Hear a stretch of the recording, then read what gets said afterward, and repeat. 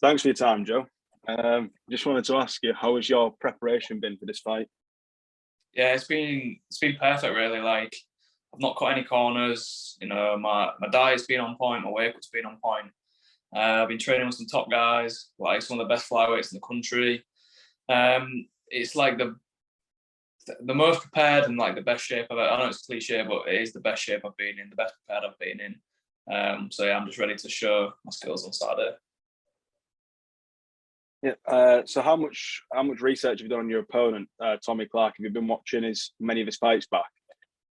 Yeah, so he didn't fight too long ago. He fought about, I think it was 6 or 7 weeks ago. So it's kind of a good opportunity to me to see him then, because obviously he can change a bit, but he can't make too many changes in a short period of time.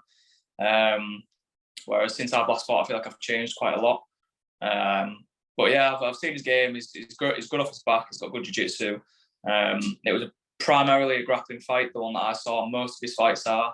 They're always kind of, you know, in the grappling domain. I haven't seen too much of his striking. But yeah, he's a good opponent, he's experienced. But yeah, I think I'm better in all areas. Yeah. Have you had to change anything about your preparation for this fight compared to your last fight against Shawan Chowdhury? Yeah, a little bit. So the different kind of opponents, like Shawan's more of like he'll set up around the outside, he'll look to counter you. He's a bit shorter. I wouldn't say he's as dangerous off his back, but I'd say he's a bit more dangerous on the feet. And then Tommy, more of a grappling jiu-jitsu based guy. He's got a lot of good like flash submissions. He's flexible. He's got a good high guard.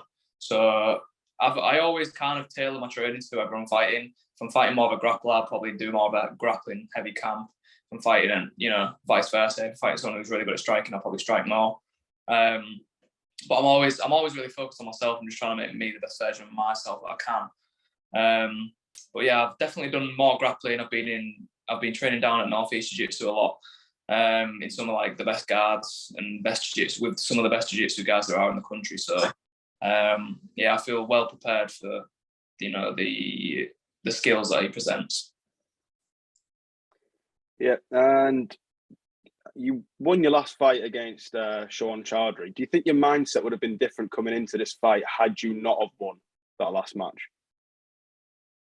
I think you always are more confident from your last fight. So I feel like each performance, I'm building my confidence and I'm building on what I've done. So, you know, it depends how the fight went. Like if I got finished or if it was a close fight, completely depends. But the way that I finished the fight has definitely put me in a confident position. And yeah, it's driven me for this fight. But yeah, if the result had been different, I probably would be going into it with a different mindset. But at the end of the day, this is my amateur career, and the end goal is, you know, to dominate as a pro. So this is learning for me. Like I'm not too bothered about the results. It's more about fighting the best guys, get the most experience, and then go into the pro scene and go from there. Yeah, that makes sense. So your opponent this weekend is taller than you, if I'm not mistaken. How do you go about ensuring that doesn't give him a significant advantage? Well, you know me, Fareed, I'm not the tallest guy, so most people are taller than me. So it's kind of my ideal stylistic matchup, really. I like taller guys, skinnier guys. That's kind of my ideal opponent. So, you know, preparation-wise, I've been sparring taller guys, I've been going with guys in jiu-jitsu that I've got like, you know, the long limbs, flexible limbs. So yeah, it proposes some different problems, but you know, I'm prepared for it again. It's nothing I'm not used to. Yeah. So Tommy, in his recent fights, he's won various times through, you know, different submissions, arm bars, chokeholds. How do you plan on combating this so that you avoid a similar outcome to his recent opponents? Well, I think the first thing, every fight starts on the feet. I think he's got to take me down first, which I think he's going to struggle with because, you know, you saw in the Sheldon Ryan fight, Sheldon was regarded as one of the best wrestlers, and I out-wrestled Sheldon. Didn't take me down for more than like a couple seconds. So I feel like, one, he's got to get me there. Two, I feel like a lot of the guys that Tommy has fought have purely grappled with him. They've, you know, even his last fight, it was a pure grappling match. Like it went, I think 2-3 rounds it went before he was finished, and there was hardly any strikes.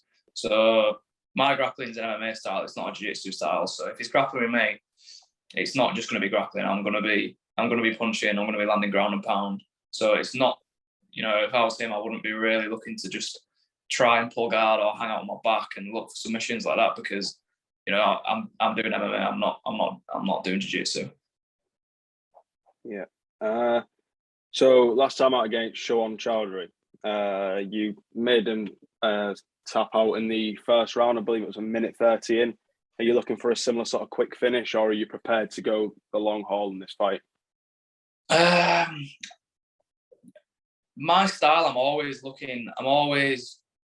wouldn't say I'm looking for the finish, but I'm not a guy who's trying to rack up points. I'm always trying to do as much damage and do as much in a short space of time as possible. So I'm not going to be going out there trying to take his head off, just being an idiot. I'm not trying to submit him quick. I'm not trying to do anything. I go in there with a blank mind. I go in there confident from my preparation that I can get the finish, but it's not something I'll be looking for. But again, I do see me getting another finish. I just think the guys that I'm training with on a daily basis, the work I'm putting in, I don't think many guys do it on the amateur scene. So, and I think the results will show again. But yeah, it's not something I'm looking for, but I wouldn't be surprised if I get another quick finish. Yeah, and I suppose if you go out there looking for a quick finish, you might expose yourself in other areas. Completely. Like the only real fight I've gone out there hunting a finish was the fight that I lost, and you can see I was literally hunting him down like a madman. And when you're doing that, you show your intentions. Like if you're showing your intentions of constantly trying to take someone's head off, they're gonna change the way they're fighting. So you almost have to not lull them into a false sense of security where you can't just completely go out there and basically just show them what you're going to do, because it's fighting's the art of deception. Yeah, you've got to be calculating your approach. So do you have any sort of messages for Tommy before your fight this Saturday? No. I appreciate him taking the fight. He's not took it on short notice, but he fought not that long ago, so fair play to him. He's took it on. He could have said, "Oh no, I want some more time. Like I've just fought," which most guys, that's what most guys do. They always need more time. So yeah, fair play to Tommy for taking the fight. It'll be a good fight. I respect him. He's a top opponent, and yeah, I'm just looking forward to it. I think it'll be a class fight. Two of the highest level guys in the country. Yeah, and considering he lost his recent match, didn't he, if I'm not mistaken? So he could have easily just said he wanted more time, sort of build on his last performance. Completely, but the guy who beat him is now #1 in the UK. So it's been me, Gary Rooney, and Connor Walsh who've been flipping between 1, 2, and 3. So I think us three have separated ourselves from the pack in a way where we're not padding our records and we're not taking fights against guys who, us three, I think, want to fight the best guys, and I don't see many other guys out there doing that as consistently as we do. It'd be different if he'd lost to like a nobody, but he's losing. If he's losing to the best guy in the country in a close fight, which he had deep submissions, it's not. You got to watch that fight. You know what I mean? Yeah, it's not as damaging losing to somebody who's one of the best in the country, is it? Rather than losing to someone who's ranked further down. 100%. So looking ahead, what are your plans for the future beyond this upcoming fight? First and foremost, I want to have a little rest. Have a couple of weeks, just chill. I want to enjoy Christmas, get my body. I'm in great shape. I'm fully healthy, but you need a break sometimes. You can't train the way I have been the last 6-8 weeks. Well, I say 6-8 weeks is all the time. I don't stop. So, you need a break at time to let your body reset and recover, let your mind reset and recover. Spend some time with family over Christmas, get back into training fully.